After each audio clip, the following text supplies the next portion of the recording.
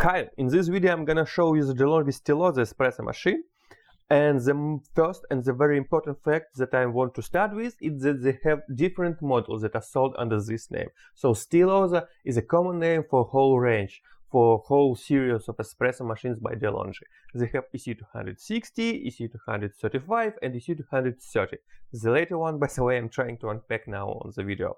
So the top version, EC260, currently, when I'm recording this video, it is mainly sold in the US, but maybe in few weeks when you are watching it, it is already available in your country. So the top version is okay, it has no particular pitfalls or problems. It is an ordinary espresso machine for at-home use, which is suitable for any beginner.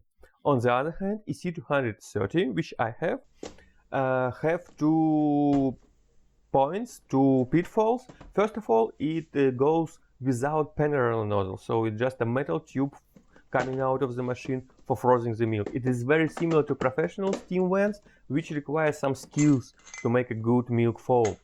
An ordinary person will be disappointed, I promise. And the second fact is that it goes without pressurized crema baskets. Unpressurized baskets, single wall baskets, without crema valve basket. I don't know how you call it, whatever, but the fact is that you can't use ground coffee from supermarket to make a good espresso shot in this machine.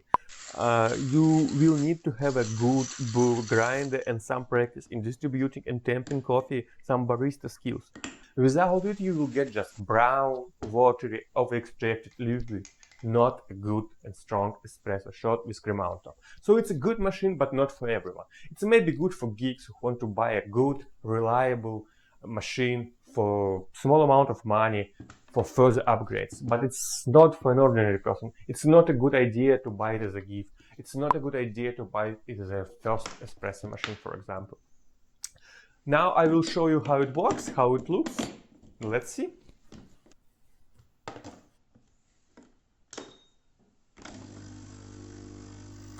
And while I'm preparing a sample espresso shot to show you, you can notice one benefit of the plastic body, by the way. You see, the cup is moving a bit on the drip tray because of the vibration of the pump. It's always the case on home espresso machines with vibrating pumps. But here, because of the plastic drip tray, it doesn't make jingle sound like it happens on machines with metal drip trays. And also, you can notice the special window on the left of the machine. It is transparent plastic, which you can use to check the water level without looking directly into the water tank, which is located on top, by the way, and have the capacity of 1 liter. Okay, and now if you want to make a milk foam for your cappuccino, you should turn the rotary knob to the left and then wait to the lower light to come up, which will indicate that the boiler reached approximately 140 degrees Celsius, which is enough for the steam. And by the way, you can notice that these lights are dim, so maybe on the bright day it could be a problem on the sunny day. Let's froth the milk now. I pay attention to the fact, once again, that the cheaper models of the Stilosa series, I mean EC230 and EC235, they have a simple steam vent without panarello nozzle, which makes it a bit harder to froth the milk, especially for the beginners. Also, if you want to make latte macchiato, I mean vice versa, adding coffee into the foamed milk, you will definitely like the double drip tray feature. You see, you can remove the main drip tray and put the higher classes on the plate underneath. It is 11 centimeters without drip tray and 8 centimeters with drip tray installed. And the last thing that I want to mention before disassembling it, please pay attention that you need some space on the right of the machine, because the switched on, switched off button is located on the right, you see it in the video now, and also the steam vent is located on the right. It needs some space to move around. Yeah, by the way, it rotates in any direction, which is convenient enough.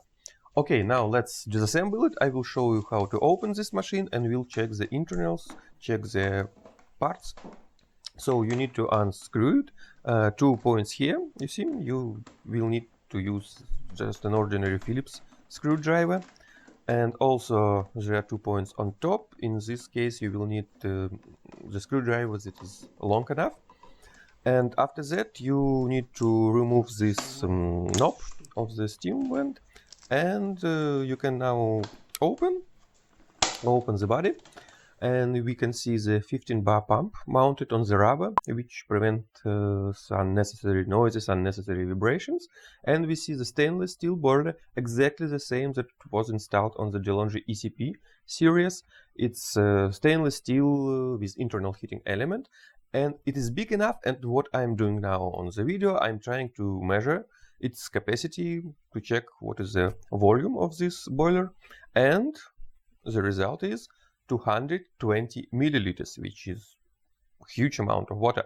For example, just to understand the competitors, all the espresso machine for home use in this budget, they use boilers for 110 milliliters or 130 milliliters. So it's a good result, and this is the key factor that allows Delonghi to brew consistent espresso shots, because temperature doesn't fall during the brewing. And that's probably all that I wanted to show you in this video. Please feel free to ask your questions in the comments if you have any, and if you like this video, please put the like. Goodbye.